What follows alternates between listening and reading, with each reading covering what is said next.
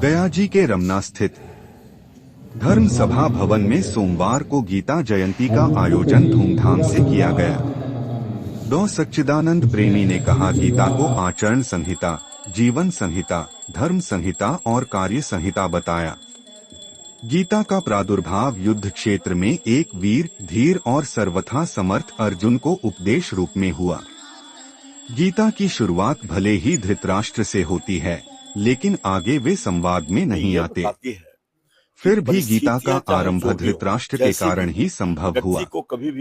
डॉ सुदर्शन शर्मा ने गीता को भगवान के मुख से निकली आचरण संहिता बताते हुए इसे देश के सर्वश्रेष्ठ ग्रंथों में शामिल किया। वरिष्ठ पत्रकार डॉ रमेश कुमार ने आर्टिकल 30 को संविधान से हटाने की मांग करते हुए सभी विद्यालय में कक्षा 5 से गीता और रामायण को अनिवार्य शिक्षा में शामिल करने की मांग किया। उन्होंने कहा कि हर घर गीता, हर गांव गीता पाठ का आह्वान किया। उषा डालमिया ने अतिथियों को अंगवस्त्र देकर सम्मानित किया। समापन कार्यक्रम है। ऐसे गीता जयंती तो 15 दिन तक चलने वाला कार्यक्रम है, लेकिन 11 दिन लोग मनाते ही हैं। इसमें अगहन शुक्ल एकादशी को मोक्षदायी एकादशी होती है, उसे मनाते हैं लोग। गीता को याद करना बहुत जरूरी है। गीता जीवन की संहिता है और गीता के बिना जो भी काम होते हैं वे सभी काम पवित्र नहीं माने जाते। गीता की महत्ता इतनी अधिक है कि वह भगवान श्री कृष्ण के द्वारा कही गई है और युद्ध भूमि में कही गई है, कोई पाठशाला में नहीं कही गई है और नहीं कोई विद्यालय में कही गई है, नहीं कोई वाचनालय या किसी दूसरे संस्थान में।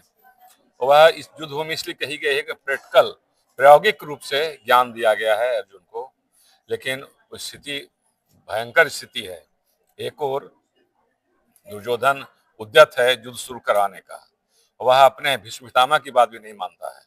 वह चाहता है कि तुरंत युद्ध शुरू हो जाए, शंख बज जाए। और इसी स्थिति में बीच में गीता कहना बहुत कितना महत्वपूर्ण कार्य रहा होगा और कितना महत्वपूर्ण ज्ञान रहा होगा। ऐसे गीता की शुरुआत होती है, धर्म क्षेत्रे कुरुक्षेत्रे संवेता जुष्वा माम का पांडवा सेव किम कुर्वन्तु संजय। इसका अर्थ है वह धृतराष्ट्र उवाच से गीता का आरंभ होता है। धृतराष्ट्र उवाच से, लेकिन धृतराष्ट्र कहीं दिखलाई नहीं पड़ते गीता में, मात्र एक ही जगह गीता के शुरू होने है। और गीता को धृतराष्ट्र से क्यों शुरू किया गया?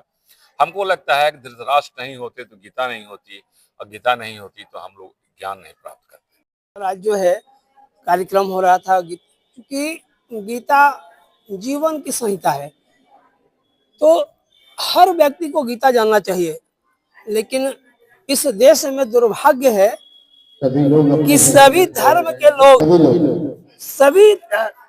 लोग अपने अपने धर्म ग्रंथों के बारे में जानते हैं। क्योंकि अंग्रेज जो बच्चे हैं वो इंग्लिश जानते हैं तो बाइबल पढ़ते हैं, मुसलमान के बच्चे उर्दू जानते हैं तो वो कुरान पढ़ते हैं।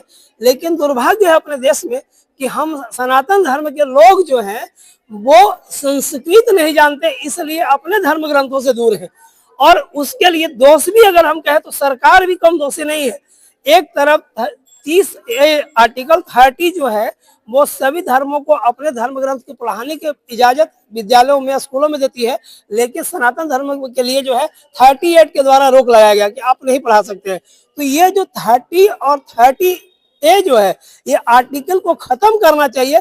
मैं प्रधानमंत्री नरेंद्र मोदी जी से ये आग्रह करूंगा, इसे वो खत्म करें और फिर से हिंदुस्तान के सनातन जागृति के लिए धर्म जो गीता है और रामायण है उसके पाठ सभी घरों में हो, तभी जाकर के जो है हमारा जो है बच्चों में संस्कार, शिक्षा के साथ साथ परिवार का बेहतरी और देश समृद्धशाली होगा।